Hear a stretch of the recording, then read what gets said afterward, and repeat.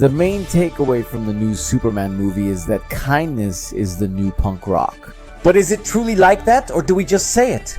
That's the question that's been on my mind for weeks, since I left excited and hopeful. At the movie's end, the punk rocker song plays. Now that I've cooled off, it's time to test this phrase and see how true it is. So today we'll analyze some details of the movie and compare them with some philosophical points of view. And what about the history of punk rock? To test this phrase, welcome to Geek Beats, your small dose of culture and geek vitamin for the mind. Today we'll explore, is kindness the new punk rock? In my last video I discussed how Gunn's Superman and Snyder's Superman share similarities, but they differ greatly in their views on humanity. Because while the Superman from the previous version was still trying to figure out how much he could trust us, this new version by David Corenswet seems to bet that despite our flaws and conflicts, we are good people. Deep down, that's why it's worth trusting humanity. The funny thing is, Lois Lane thinks Superman is naive and that his trust is dangerous. She just can't believe Clark is so trusting he'd reveal his secret identity to Guy Gardner. And she feels that it's reckless of him to face problems the way he does, that is, only looking at the short-term consequences and ignoring the bigger picture. Lois Lane in the movie appears to show a more realistic worldview. Because by our standards, it's likely that Superman seems naive to us, but he doesn't see himself that way. If you listen to the official Spotify playlist James Gunn made for each character, he mentions that Clark listens to a lot of positive music and feels that it's edgy, even though it's really not as edgy as he thinks. Which tells us that this Superman doesn't see himself as someone naive. And this is where the idea comes in that confidence and kindness are the new punk, according to Clark's beliefs. But what do you think? Could this be true? To answer this question, first we have to talk a little about what punk is when we talk about punk. You likely picture energetic music with simple chords, distorted guitars, or a distinct visual style linked to certain people. But like every artistic movement, it didn't come out of nowhere, but from a series of very specific social circumstances that were happening in those years. In the 1970s, young people in the United Kingdom and United States faced tough times due to job shortages and an economic crisis. Many young working-age people were unemployed and had no money. So some of them turned to music to relieve their frustrations. So they picked up guitars, drums, and microphones. And they decided that if the system was already broken, then the best thing to do was to shout it as loud as they could. Most couldn't afford pricey instruments or music lessons. But these shortcomings gave punk that minimalism, simplicity, and rawness that characterize it today. Most of these musicians lacked deep musical knowledge, but compensated with a strong social message and plenty of attitude. Because, more than the tuning or song complexity, the message mattered most.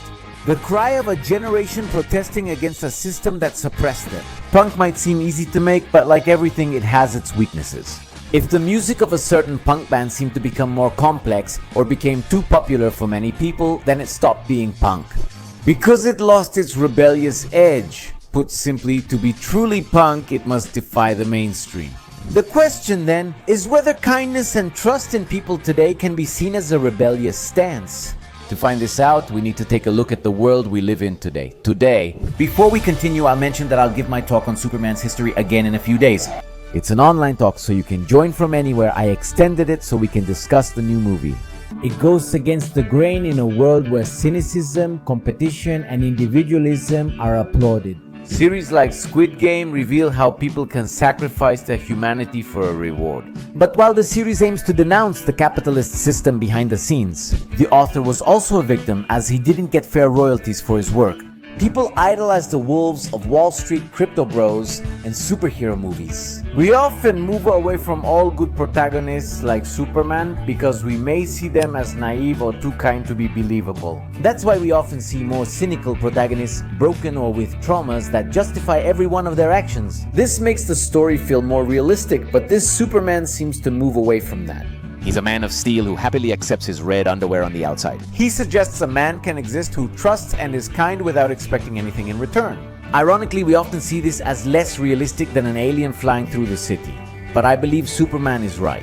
In a world where indifference and cruelty are normal, caring for others is true rebellion. And I love this concept. Because then Superman doesn't do it out of naivety, but through his actions and his kindness, he's choosing a form of resistance, which definitely makes him punk. But something I find very interesting to think about is how we got here. I mean, how did we get to a point where kindness and trust are rebellious values? At this point, we can take a look at what several philosophers have said. Byung-Chul Han, in his book The Burnout Society, he talks to us about how today, the world is no longer dominated by external repression or government censorship of dissent as it was in past decades. Censorship still exists and may be increasing in some countries, but I don't think it's the main or most common option now. But what's more common nowadays is that we exploit ourselves and force ourselves to perform more under this narrative of hustle culture, where individual victories are celebrated. If others don't benefit you, you discard them, as empathy or trust becomes a barrier to constant performance. This also relates to Foucault, who said power is imposed not just through laws, but by shaping our thinking. Today we're conditioned to be more distrustful, view others as threats, and prioritize competition over cooperation. Very different from the Superman, since he doesn't help because he's following a legal code or to look good, but because he can and because he genuinely cares about the well-being of others. Here's another interesting point about this Superman, who isn't just punk, because he breaks with what the society of cynicism says we should be, but he also breaks with the stereotype of the immigrant that is present in current politics. Let's take a look at what's been happening recently. Dean Cain, former Superman, criticized the new movie, saying James Gunn made a mistake by saying it's about immigrants. This is really strange coming from an actor who played Superman. It's always been about an immigrant from another planet who finds refuge on Earth and fights to protect his new home. And the story? Aren't they subtle about this? I'm an illegal immigrant, Mom. I've been here over 17 years. However, his statement makes more sense when you know that Dean Cain is a strong supporter of Trump. He supports Make America Great Again and serves on the National Rifle Association's board of directors. In his words, Superman has always represented truth, justice, and the American way of life, which is friendly to immigrants, tremendously friendly to immigrants. But there are rules. You can't just come and say you want to eliminate all United States rules. Dean Cain says Trump and Make America Great Again claim to support legal immigrants but conveniently leave out other details. A couple of things. First, Clark Kent's adoption papers must be even faker than Donald's pronunciation.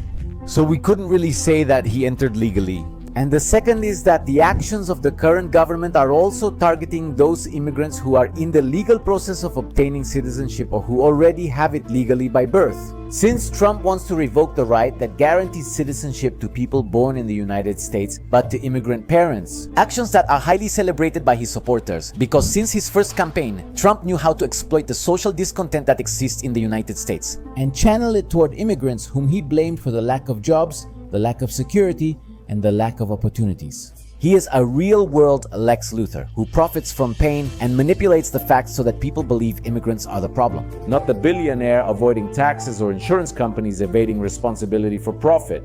So it makes perfect sense that a Superman movie, this message says what matters isn't where you come from, but the choices you make. It arises as a response to a real-world threat.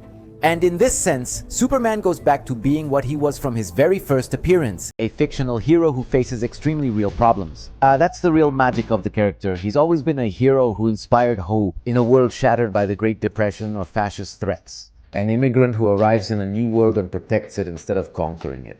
It's curious that nearly a century later, saying policies leaning toward fascism are bad is seen as radical. Because while the world tells us that we should distrust others, that those who are different are dangerous, and that we should build walls, Superman comes to remind us that no, our true strength lies in trusting, in caring for others, and in cooperating, not in competing. So, kindness seems to be the new dissent, because nowadays, reaching out a hand without expecting anything in return is going against the current. And the fact that Superman believes humanity is worth it, even though he's not one of us, is definitely something very, very punk. If you're interested in attending my talk about the history of Superman, I'll leave the link with a discount coupon in the description. If you have questions or want to pay by transfer or deposit, I'll provide an email I'll personally answer. I hope to see you there so we can keep learning about Superman. That's all for today. I'm Go the Geek Monitor, and keep seeing beyond the obvious.